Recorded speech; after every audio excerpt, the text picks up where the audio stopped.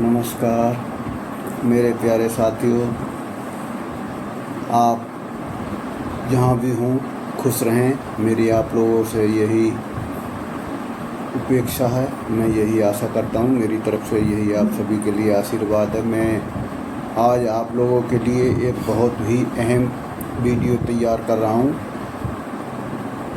सावन का महीना चल रहा है मेरे साथियों। जो शिव भक्त हैं, जो उसके श्रद्धालु हैं, जो कांवड़ लेने के लिए जाते हैं, अपनी मान मर्यादा का ख्याल रखें, अपनी सेफ्टी का ध्यान रखें। कोई भी किसी प्रकार की ऐसी वारदात ना करें जहाँ कहीं किसी को बाधा हो, या हमारे किसी साथी को, जो आपके अपने साथी को कहीं किसी भी प्रकार का कोई जोखिम उठाना पड़े, चाहे वो पैदल हों, चाहे वो बाइक से हों, या अपने किसी भी व्हीकल से कांवड़ों के लिए कांवड़ यात्रा में सम्मिलित होते हैं। उसमें पूरी मान मर्यादा, जो हमारा ये भारतीय संविधान है, इसकी रक्षा, इसके अधिकार के और इसके नियम के अनुसार ही काम करें।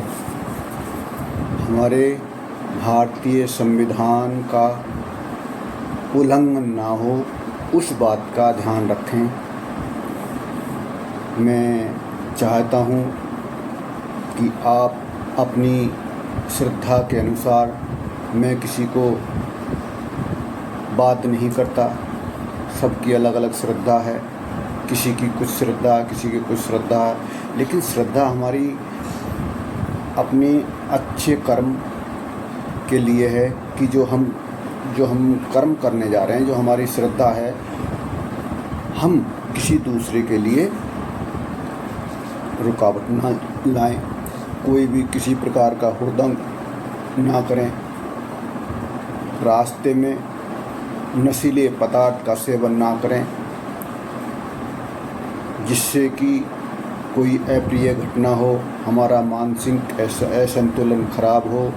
कई बार ऐसा देखने सुनने को मिला है कि दारू पी करके कहीं बीच में विराम करते हैं तो किसी का मोबाइल चोरी हो जाता है, किसी के पैसे चोरी हो जाते हैं। तो मेरे साथी, आपस में इस प्रकार का कोई भी घटना को अंजाम ना दें। किसी के साथ चोरी, लड़ाई झगड़ा, मारपीट ना करें। सभी आपस में प्रेम भाव से जाएं और आएं।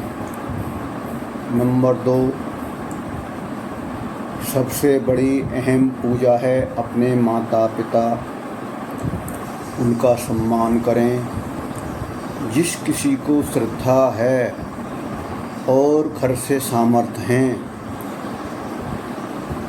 आप उस काम को करें, तब अच्छा होगा। कुछ मेरे साथी ऐसे भी होते हैं कि अपने माँ बाप, परिवार पर ज़बरदस्ती प्रेशर डालते हैं कि मैं कांवड़ यात्रा में ज़रूर जाऊंगा, कांवड़ लेकर के आऊँगा।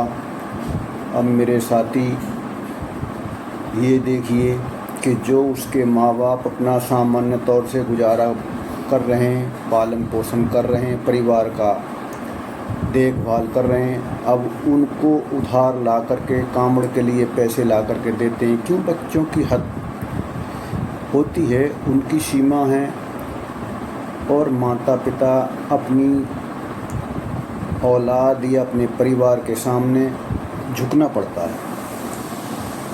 उनसे बढ़कर कुछ नहीं है। अगर उनकी जिद है, उनकी हद है, तो माता पिता चुप हो जाते हैं। उनकी मान मर्यादा के लिए, उनके शौक़ के लिए उनको वो मानना पड़ता है। इसलिए अपने माँ बाप पर इस प्रकार का कोई भी दबाव ना डालें कि जो उनको अपने जीवन यापन में मेहनत किया हुआ पैसा किसी से उधार लेकर के आप इसमें लगाएं। कितने दिन आपको जाने में आने में ख़त्म होगा, उतने पैसे में आप अपनी घर पर जो नए युवा हैं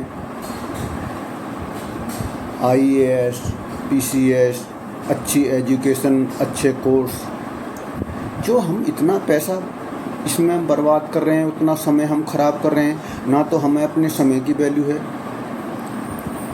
ना ही अपने पैसे की वैल्यू है।